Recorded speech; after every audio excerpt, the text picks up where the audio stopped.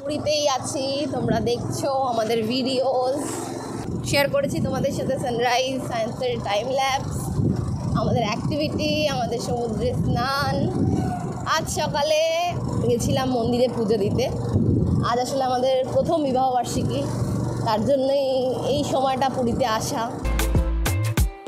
তো আজ সকালবেলা গিয়ে মন্দিরে পুজো দিয়ে এলাম। মন্দিরে তো ক্যামেরা অ্যালাউড নয়, তোমরা বেশিরভাগ মানুষই জানো, মোবাইল ফোন অ্যালাউড না, সুতরাং কোনো ভিডিও শেয়ার করতে পারবো না।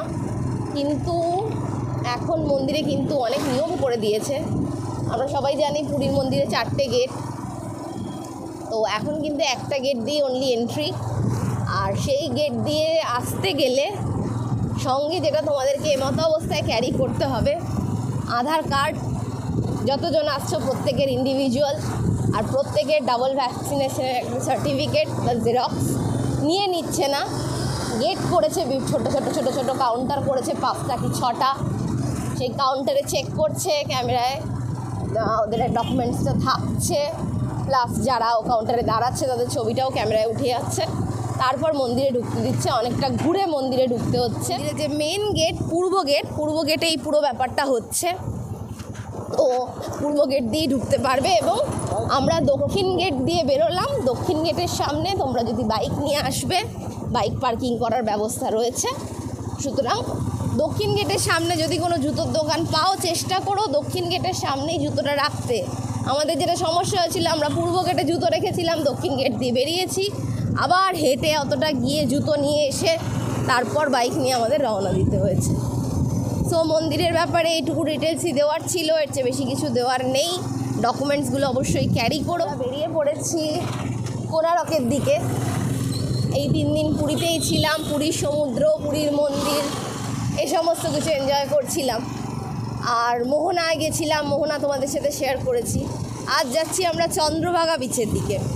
চন্দ্রভাগা বিচের দিকে যাওয়ার মেন উদ্দেশ্য একটাই, সেটা হচ্ছে চন্দ্রভাগা বিচে যাওয়ার যে রাস্তাটা, যারা বাইক রাইড করবে তাদের জন্য আদর্শ। আমি শেয়ার করব তোমাদের সাথে রাস্তার ভিউ, এবং যে রাস্তাটা দিয়ে আমরা যাচ্ছি সেই রাস্তাটা কেমন, সমস্ত ডিটেলস শেয়ার করব। আর চন্দ্রভাগা বিচে পৌঁছে তো অবশ্যই বিচটা কীরকম সেটাও দেখাবো।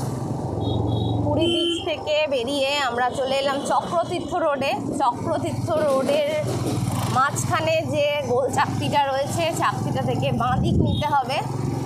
বাঁ দিক নিয়ে প্রায় 2 কিলোমিটার গেলে আবার লেফট টার্ন নিতে হবে রতন রোডের দিকে। এই হলো রতন রোডের জাংশন। এই রতন রোড থেকে আমরা বাঁ দিকের রাস্তাটা নেব। রাস্তার দুপাশে গাছ, প্রচুর গাছ, আর মাঝখান দিয়ে একদম কালো পিচের রাস্তা। আরও ভালো ভালো রাস্তা আছে, শেয়ার করব তোমাদের সাথে।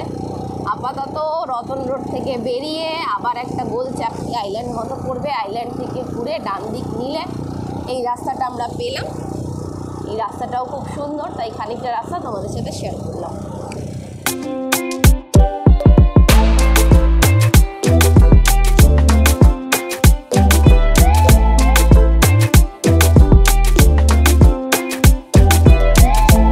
এখানে বোর্ড দেওয়া রয়েছে, কোনার 32, ভুবনেশ্বর 94, আর নিমপাদা 53।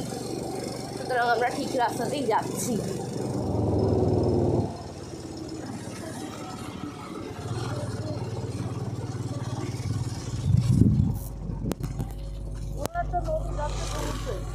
নদীটার নাম বলতে পারবো না, তবে নদীটার দুপাশে যে জঙ্গলটা রয়েছে, গুগল ম্যাপ বলছে সেই জঙ্গলটার নাম পোলাং ফরেস্ট। এই পোলাং ফরেস্টের উপর একটা নদী বয়ে চলেছে, সেই নদীর ওপর একটা ব্রিজটা আমরা ক্রস করছি। এরকম সামনে আরও একটা ব্রিজ আমরা পাবো। আজকের ওয়েদারটা ভীষণ ভালো, রাইড করার জন্য একবারে আদর্শ। মেঘলা ওয়েদার, কলকাতা থেকে খবর আসছে ওদিকে খুব বৃষ্টি হচ্ছে, এখানে বৃষ্টি নেই, পুরীতে রোদ্দুরই ছিল। কিন্তু এখানে ওয়েদারটা বেশ মেঘলা মেঘলা। ওহো, একজন লোকাল মানুষ বলল যে নদীটার নাম নোয়া নদী। আর ওই দিকে সমুদ্র, মোস্ট প্রবাবলি এটা মোহনা। আর জঙ্গলটা হলো পোলাং ফরেস্ট।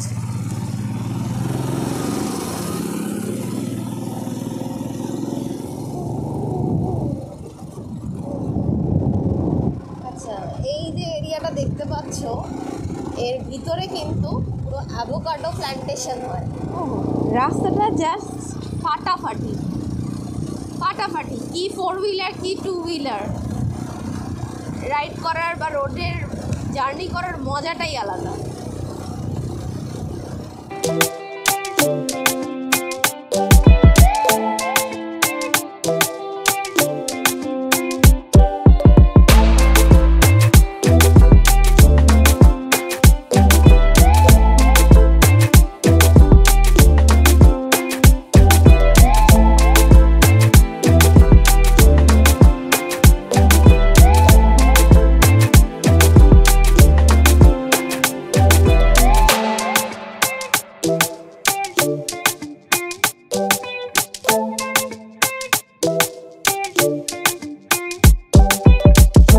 এক্সিলেন্ট, না বলে পারছি না।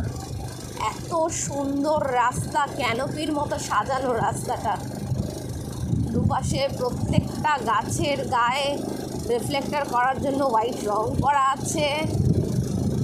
মনে হচ্ছে ভারতবর্ষের মধ্যেই একটা ছোটোখাটো আমরা যেরকম বিদেশের রাস্তা দেখি সেরকম রাস্তা, কালো চকচকে পিচের রাস্তা। রাস্তা একটুও খারাপ না, সম্পূর্ণ রাস্তাটা ভালো। আর দুপাশে এত গাছ, আর মাঝখানটা দেখছি একদম গোল হয়ে দুটো গাছ মিশে একটা ক্যানোপির আকার নিয়েছে।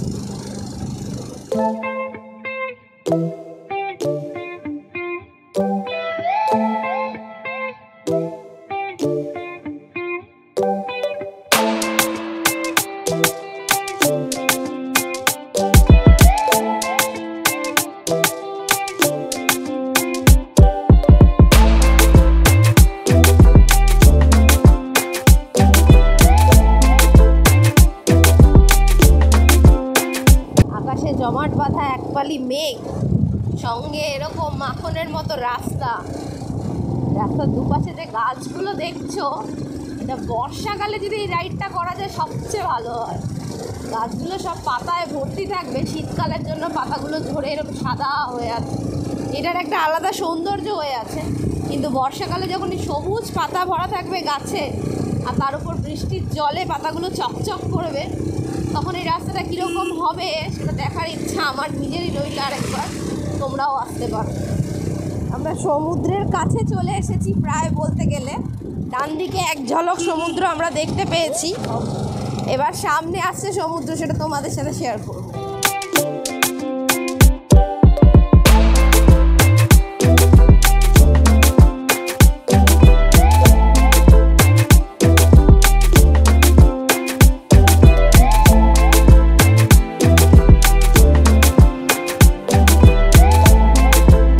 জায়গাটা দেখো, অসাধারণ সিনিক বিউটি।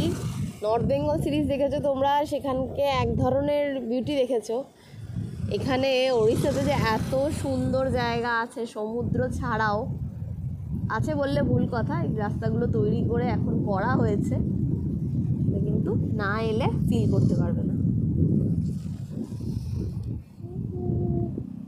ওই বোটিং করা যায় যে জায়গাটা, ওইখানটায় দাঁড়িয়ে আমরা খানিকক্ষণ ফটো সেশন করলাম।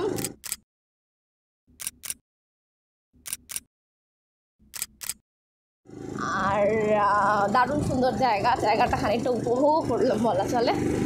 এবার আমরা এগিয়ে যাচ্ছি সামনের দিকে, চন্দ্রভাগা বিচের দিকে। দেখিও সেই জায়গাটা কীরকম সেটাও তোমাদের সাথে শেয়ার করব।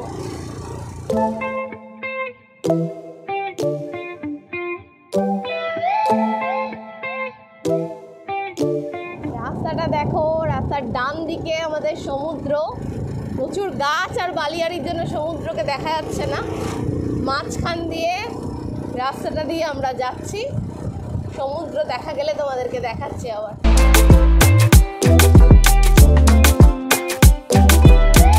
হলো চন্দ্রভাগা বিচ, প্রচুর দোকান আছে আর বসার জায়গা করা আছে। আমরা চন্দ্রভাগা বিচটায় পরে যাব, আগে আমরা যাচ্ছি কোণার্কের সান টেম্পল। চন্দ্রভাগা বিচ থেকে যে রাস্তাটা বাঁ দিকে বেঁকে গেছে সেই রাস্তাটা চলে যাচ্ছে কোণার্কের সান টেম্পলের দিকে।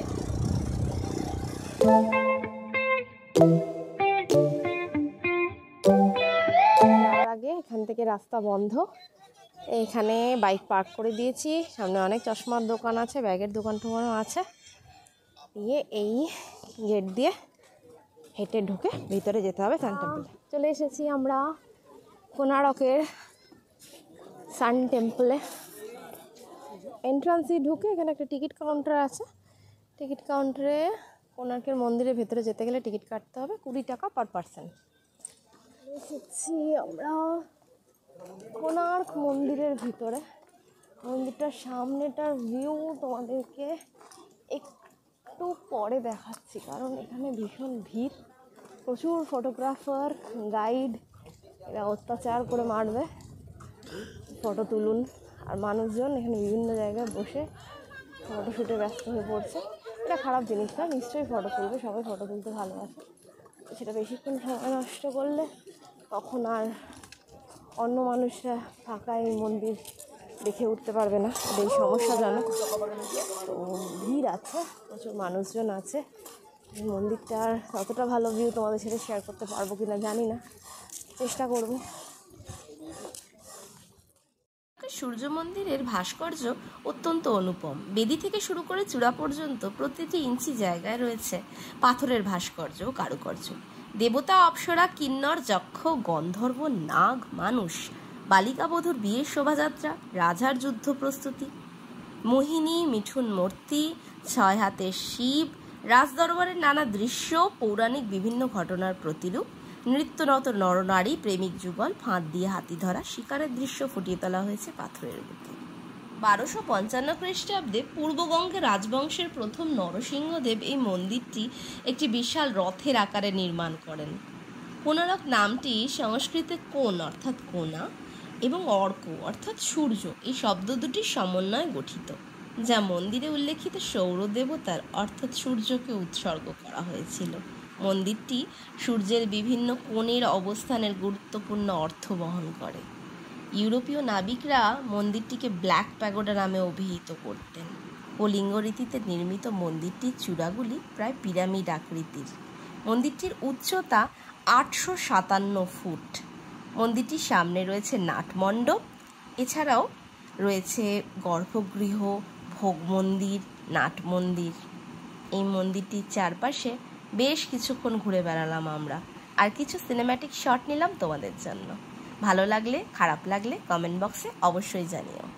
কোণার্কের মন্দিরের এক্সিট গেটটা এখন করেছে, এই নবগ্রহ মন্দির হয়েছে একটা, আগেও তো ছিল, রেনোভেশন হয়েছে।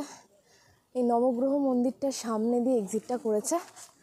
এই রাস্তা দিয়ে হেঁটে হেঁটে যেতে হবে, যেদিক দিয়ে আমরা এলাম সেদিক দিয়ে কিন্তু এক্সিট নয়। আমরা চলে এসেছি চন্দ্রভাগা বিচে। বিচটা কিন্তু খুব সুন্দর, বেশ ফাঁকাও আছে, খুব বেশি লোক নেই।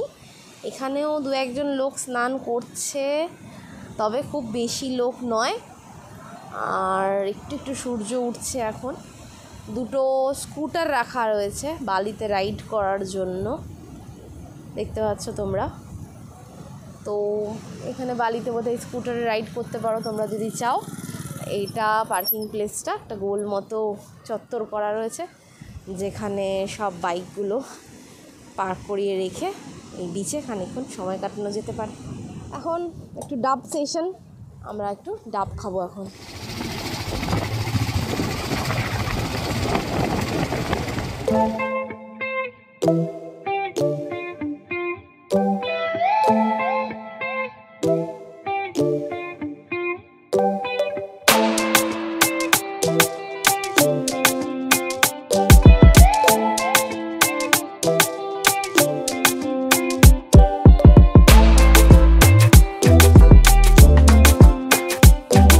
সকালে আমরা জগন্নাথ দেবের পুজো দিয়েছিলাম, আর সঙ্গে এই ভোগ প্রসাদ বলে এসেছিলাম। এখন দুপুরবেলা এসে মন্দিরের থেকে এই ভোগ প্রসাদ আমাদেরকে দিয়ে গেল। আজ দুপুরের লাঞ্চ আমাদের এটাই। 8 পদের ভোগ আছে এর মধ্যে, আর শুকনো প্রসাদ আছে আমাদের পুজোর, প্লাস যারা পুজো দিতে দিয়েছিল তাদের সবার।